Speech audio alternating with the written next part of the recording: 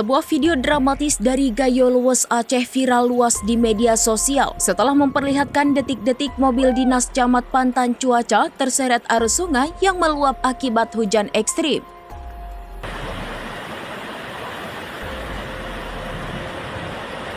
Dalam rekaman yang beredar, warga tampak panik saat berusaha menahan laju mobil dengan mengikatkan kawat seling ke bagian bodi kendaraan agar tidak hanyut lebih jauh. Peristiwa ini terjadi pada Kamis 1 Januari 2026 sekitar pukul 16.30 waktu Indonesia bagian Barat di Kecamatan Pantan Cuaca.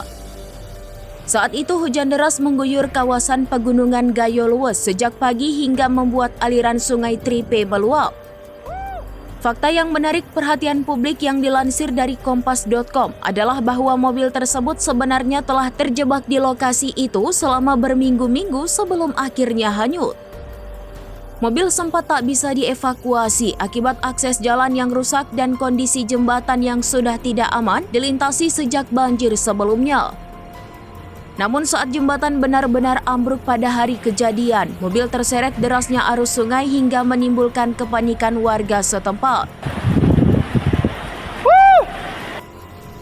Video yang direkam warga memperlihatkan suara teriakan panik saat arus sungai yang keruh menghantam badan mobil.